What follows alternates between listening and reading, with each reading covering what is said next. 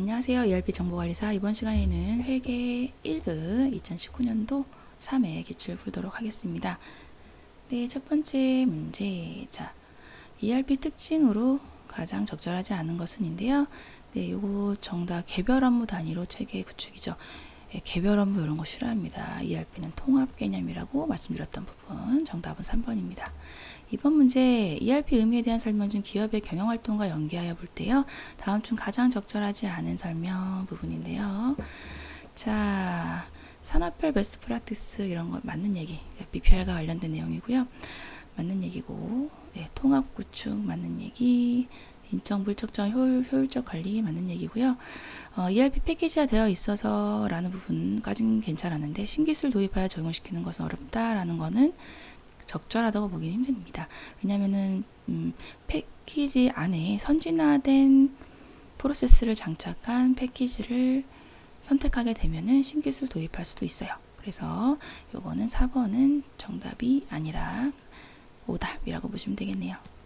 3번 문제 ERP 구축할 때 설계 단계에 해당하지 않는 것은인데요. 4번입니다. 요거 분석 단계죠. 그렇게 해서 다른 건 설계 단계 보시면 되는 문제고요. 4번 다음은 조직의 효율성 제고하기 위해서 업무 흐름뿐만 아니라 전체 조직을 재구축하려는 그리고 뭐 전면 개편 뭐 이런 것들 나오면 리엔지니어링 고르시면 되는 문제입니다. 네, BPR 관련된 내용이라고 보시면 되고요. 네, 5번 문제 다음 중 효과적인 5번 문제 다음 중 효과적인 ERP 교육을 위한 고려사항으로 가장 적절하지 않은 건데 네, 요거는 3번인데요. 비즈니스 프로세스가 아닌 트랜잭션에 초점을 맞춰라 라는 거 이게 틀렸습니다. 반대로 써있어요. 프로세스에 초점을 맞춰야 되고요. 트랜잭션은 이제 단순 정보 처리 같은 거라고 보시면 되는데 그런 거 아닙니다. 이제는 그 프로세스 전체적으로 봐야 된다는 거예요. 그래서 정답은 3번 되겠습니다. 6번 문제 다음 중 일반 기업 회계 기준에서 규정하고 있는 재무제표의 종류에 해당하는 것. 네, 재무상태표 요거네요. 재무상태표, 손익계산서, 현금흐름표, 자본변동표, 주석 이렇게 있는데 재무상태표 요거입니다. 7번 다음 중 재무제표 작성과 표시의 일반 원칙에 관한 설명으로 옳지 않은 것. 자산과 부채는 상계 표시하지 않고 총액 표시 맞죠. 중요하지 않은 성격과 기능이 유사한 항목과 통합 표시할 수 있고요. 작성 표시에 대한 책임은 경영진과 주주에게 있다. 표시에 대한 책임은 주주는 아니고요. 경영진은 있지만 주주는 작성 책임에 대해서 질 필요가 없죠. 네, 그래서 3번이 옳지 않은 설명. 계속 기업 전제하는 거 맞습니다. 네, 8번 문제 다음 중 계정 과목 중에서 유동부채에 해당하지 않는 계정인데요. 네, 지금 퇴직급여 충당부채는 비유동부채입니다. 다른 것들은 다 유동부채예요. 정답 4번. 네, 9번 문제 다음 중 차기 이월 방법을 통하여 장부를 마감하는 계정 과목은인데 자, 차기 2월 쪽이고요. 이런 것들이 이제 결산 시에 이제 수정분계 시 나타나는 거라고 보시면 되는 거라서 미지급급여 이런 성격들, 미수수익 이런 성격들이 결산 수정분계 사항으로 차기 2월이 되는 부분이죠. 그래서 미지급급여 부분 보시면 되겠습니다. 10번 문제 보기에서 설명하는 계정 과목을 고르세요. 자, 주로 현금의 지출이 이루어졌으나 어떤 계정 과목으로 처리해야 할지 확실하게 알 수 없는 경우 임시 설정되는 거 네, 요거 가지급금 쪽으로 보시면 되죠. 그래서 가지급금입니다. 그래서 지금 요거는 요거 뭐지? 요거는 네, 잘못 들어간 것 같네요. 네, 여튼 1번부터 4번까지 요 보기고요. 정답은 가지급금 요걸로 맞추시면 되겠네요. 네, 11번 문제 보기의 조건에 따라서 2018년도 12월 20날에 생산성에 수행해야 할 회계처리로 가져오는 거 12월 20날 바이오 식품 가공업을 하는 생산성은요 원재료 쌀가루 안정적인 확보를 위해서 총 매입대금 300만원 중에 일부인 200만원을요 2월 20일에 우선 지급했대요. 원재료는 1월에 들어올 거고요. 이랬을 때는 성급금 먼저 준 계약금, 성급금 계정입니다. 현금 나갔으니까 현금 처리하시면 되고요. 정답 4번이네요. 12번 문제 다음 중 선적지 인도 조건으로 재고자산을 취득할 경우에 취득원가에 포함해야 하는 금액에 해당하지 않는 거예요. 선적지 인도 조건으로 취득한 거기 때문에 선적되는 순간 내 매입 자산이 되는 거죠. 그래서 매입 금액과 그리고 매입 운임 다 그리고 하용료 보험료도 다 매입자가 부담하는 부분이고 할인 애누리는 그 취득 원가 포함이 아니라 차감되는 항목입니다. 그래서 정답은 3번이 틀렸어요. 13번 대항은 증자를 위해서 보통주 주당 500원짜리 보통주 100주를요. 1주당 700원에 발행했습니다. 주식 발행에 대한 회계 처리에 대한 설명 중 적절한 것은 인데요. 네, 보통주 100주를 700원에 발행했다라는 부분이니까 네, 자본금 늘어났죠. 자본금은 700에서 자본금은 이제 5만원 액면 금액이니까 5만원 늘어났고요. 현금으로는 7만원이 들어왔습니다. 그리고 나머지는 이제 주식 발행 초과금이죠. 자본잉여금 계정이고 2만원 이런 계정이 나오는 거죠. 그래서 지금 부채가 7만원 이런 얘기는 상관없고요. 자본금은 5만원 증가해서 틀렸고 이익잉여금 2만원 증가 아니라요. 자본잉여금 2만원 증가죠. 4번이 정답입니다. 14번 문제. 주 미래에는 보기와 같이 사채를 발행했습니다. 2019년도 말에 사채이자를 지급할 때 회계처리 중 적절한 것은 인데요. 자, 발행은 1월 1일에 했고 발행가액은 95026이 할인 발행되었다는 얘기네요. 사채 액면은 이렇게 되어 있고요. 3년 만기 액면 이자율 8%입니다. 이자는 매년 말 지급, 유효이자율 사용한다. 이랬을 때, 자, 이자 비용으로 나가는 거는요, 액면 금액에서 액면 유효이자율을 더한 곱한 거예요. 그래서 사채 액면, 이자 비용으로 들어가는 거 10만원 곱하기 10% 한 금액이라서 이자 비용은, 네, 아니죠. 죄송합니다. 다시. 네, 이자 비용은요,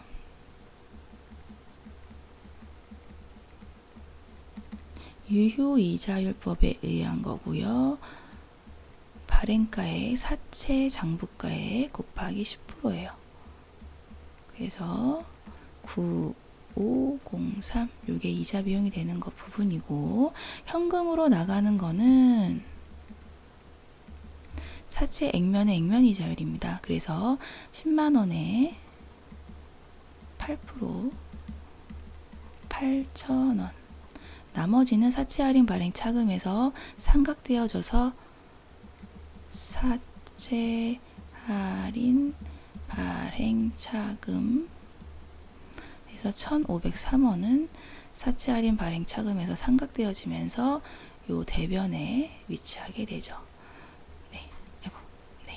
그래서 이자 비용 9,503원, 현금 8,000원, 사할차 1,503원. 3번이 정답이 되겠습니다.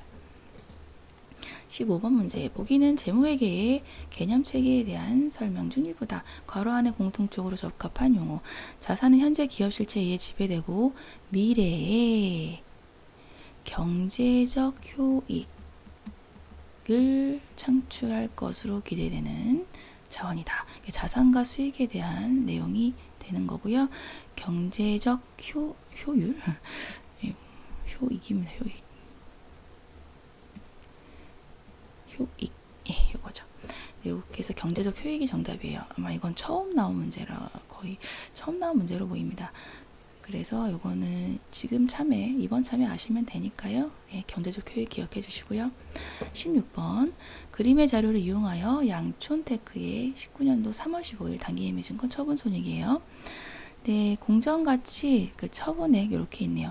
그러면 공정가치랑 처분액을 비교로 해서 10만원만큼이 처분 이익이 되는 거네요. 그래서 10만원 이게 정답이고요. 만약에 뭐 수수료가 있다 그러면 수수료는 단기매매증권 처분 이익에서 차감해야 되는 부분인데 수수료 없으니까 그냥 10만원만 정답으로 하시면 되겠습니다. 네, 17번 문제예요. 주 고려의 3월 손익 관련 회계 자료가 보기와 같을 때 손익계산서의 판매비 및 관리비에 해당되는 금액. 자, 3월 2일 날 청소기를 매입을 했고요. 매입 시 운반대금 만원과 함께 현금으로 지급을 했다라는 부분. 네, 요거는 매입한 거고요. 매입 시 운반대금은 매입 취득가액에 포함시키는 거니까 얘는 판매비와 관리비 해당 안 되겠네요. 그래서 제외하시고 이번 달 판매사원 급여, 급여 맞고요. 접대비 1,000원도 판관비 맞고요. 청소기를 외상으로 판매하고요. 배송비를 현금으로 지급했습니다. 판매자 입장에서 배송비는 운반비, 운송비 쪽으로 해서 비용 처리해야 되니까 판관비 맞죠. 3개 합친 금액이네요. 8,500원. 정답 8,500원. 18번 문제입니다. 다음 중 부가가치세의 납세 의무자인 사업자에 대한 설명으로 잘못된 것은 네, 사업자란 사업상 독립적으로 재활용을 공급하는 자 맞는 얘기. 과세사업자, 면세사업자로 나누는 거 네, 맞죠. 과세사업자는 일반 간이 네, 맞는 얘기. 사업자가 되기 위해서 영리 목적이 있어야 된다. 아니에요. 비영리여도 상관없습니다. 그래서 4번이 정답. 19번 다음 중 재화의 공급에 해당하지 않는 것은 자, 재화의 공급이에요. 그래서 건물 판매도 맞고요. 자동차 판매도 맞고요. 전기 판매도 재화의 공급입니다. 그리고 어음은요. 유가증권 부분이기 때문에 이거는 그 재화의 공급, 부가세 쪽에 재화의 공급에 해당되는 과세되는 부분이 아니에요. 그래서 3번은 제외해 주시면 됩니다. 그래서 3번 정답. 20번 다음 중 세금계산서 교부 의무가 없는 경우로서 가장 부적합한 것은인데요. 자, 간주임대료에 해당하는 부동산 임대용역 요거 간주임대료 계산해야 되지만 세금계산서는 교부할 필요가 없어요. 맞는 얘기.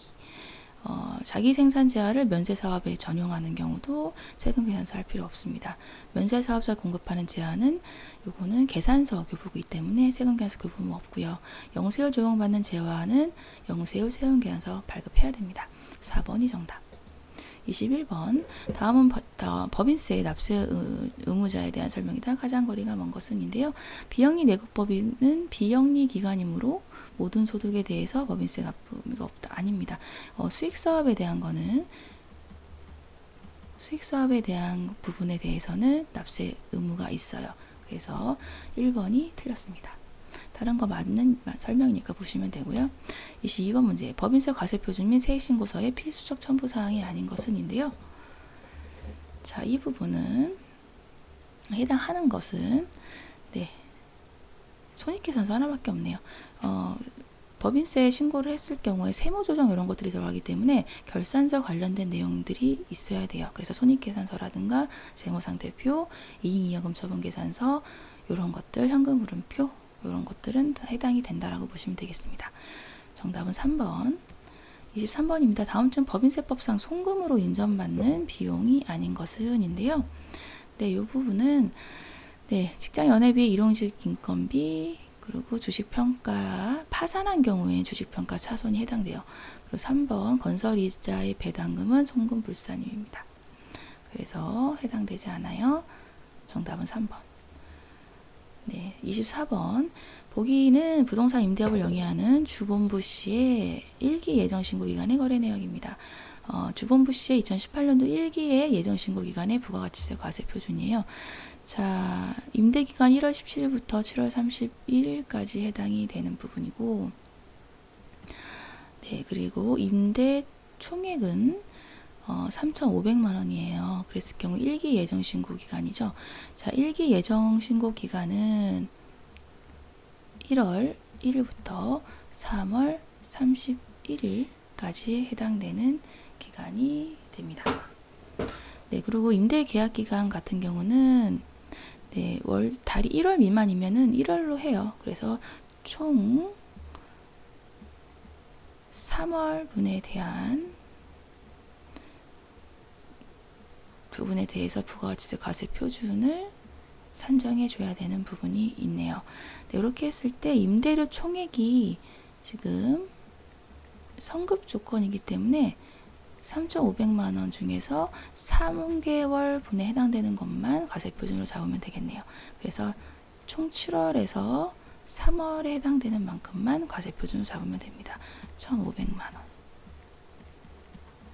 정답은 1,500만 원. 이렇게 하시면 돼요. 25번 다음 보기에 괄호 안에 들어갈 법인세 가세표준 신고서류. 자, 기업회계 기준 준용한 거 재무상태표, 포괄손익계산서, 이익영업처분계산서, 그리고 세무조정을 하기 위한 걸로 해서 세무조정 계산서, 결산서를 세무조정한 부분, 그런 것들이 필요하고요. 신고조정에 의한 것도 세무조정 계산서에 작성해야 되기 때문에 중요한 서류라고 볼 수 있습니다. 정답은 세무조정 계산서입니다. 26번 법인세법상 다음 보기의 자료에서요. 입금산입 및 송금불산입 항목에 해당하는 금액을 모두 합하면 얼마인가? 자, 입금산입, 송금불산입. 자, 자산 수중 이익 이 부분 입금 항목 맞고요. 보험업법 등에 의한 평가 이익 입금 맞고요. 부가가치세 매출세액 부분은 요거 부분은 해당 안 되는 거, 그래서 해당 없고요. 그리고 교통위반 범칙금은 송금불산입이죠. 그래서 정답은 세 가지 항목만 해당이 됩니다. 그래서 120만 원. 네, 이렇게 보시면 되고요. 27번 다음 중 원가에 대한 설명으로 옳지 않은 것은, 네, 제조경비는 재료비와 노무비 외의 모든 원가 요소를 말한다. 예, 맞는 설명. 직접비는 제품별로 직접적으로 추적 가능한 거. 예, 그래서 직접비인 거죠. 제공품은 미래 경제 효익이 제공할 수 있는 원가로 미소멸 원가에 해당한다. 예, 그래서 팔리지 않았기 때문에 미소멸 원가에 해당이 됩니다. 소멸 원가가 돼야지 이제 매출 원가로 들어가는 거기 때문에 제공품 부분은, 제공품의 원가는 미소멸 원가라고 얘기하고 있는 거예요. 4번 기회원가는 의사결정 결과 포기한 모든 대안에서 발생한 효익의 총합계이다. 그 효익 중에서도 가장 큰 것입니다. 그래서 4번이 틀렸어요. 약간 말꼬투리 잡는 문제긴 했는데, 효익 모든 대안 중에서도 발생한 효익 중에 가장 큰 거예요. 합계액이 아니라. 정답은 4번. 28번 문제. 다음 중 개별원가 계산에 대한 설명을 옳지 않은 것인데요. 개별원가 계산은 주문 생산 주로 하는 업종이 적합한 거 맞고요. 제조간접비를 실제 발생액으로 배부하는 것은 실제 원가 계산 맞고요. 제조간접비는 개별 작업과 직접 대응되어 발생 시점이 바로 계산이 안 되기 때문에 예정 배부율을 가지고 예정 배부액을 구하는 거죠. 그래서 3번이 옳지 않은 설명입니다. 그리고 개별원가 계산 제품 교육이 다양한 업종에 적합한 거 맞습니다. 29번 그림은 종합원가 계산을 위한 기말 제공품 평가에 있어서요. 선입선출법에 의한 가공비에 기말 제공품 단위당 원가를 산출하는 수식. 가로 안에 적합한 내용은, 자, 선입선출법에 의한 거는 단기 총 가공 원가만 구하면 되는 거예요. 그래서 1번으로 하시면 되겠습니다. 그래서 정답은 1번입니다. 이렇게 해서 보시면 되고요. 네. 29번 문제. 자, 과거 의사결정의 결과 이미 발생한 원가예요. 그래서 아무런 영향을 미치지 못하는 매몰 원가. 정답은 매몰 원가입니다. 31번 보기는 제품 생산을 위해 발생한 지급수수료에 대한 자료다. 자료에 의하여 단기 총 제조 비용에 포함될 2019년 지급수수료 단기 발생액을 계산하면 얼마인가. 네, 요거 지급수수료고요. 말에 미지급액이 있었고 지급에 말 미지급액이 있습니다. 그러면은 자, 2019년 중에 발생한 것과 미지급액 합친 것 중에서 2만 원이 포함되어 있을 거니까요. 2만 원 빼주시면 27만 원이에요. 정답은 27만 원. 이렇게 구하시면 되겠네요. 32번 문제. 조업도에 따라 비례적으로 증가 또는 감소하는 성격의 원가 부분은요. 자, 비례적으로 증가하는 거죠. 비례적으로 증가하는 거니까 얘는 변동원가, 변동되는 원가인 변동원가에 해당됩니다. 정답은 변동, 이렇게 되겠습니다. 네, 이렇게 해서 32번 문제까지 풀어봤고요. 네, 오늘도 수고 많으셨고 시험장 가기 전까지 꼭 자기 거 다 만들어 주세요. 수고 많으셨습니다. 감사합니다.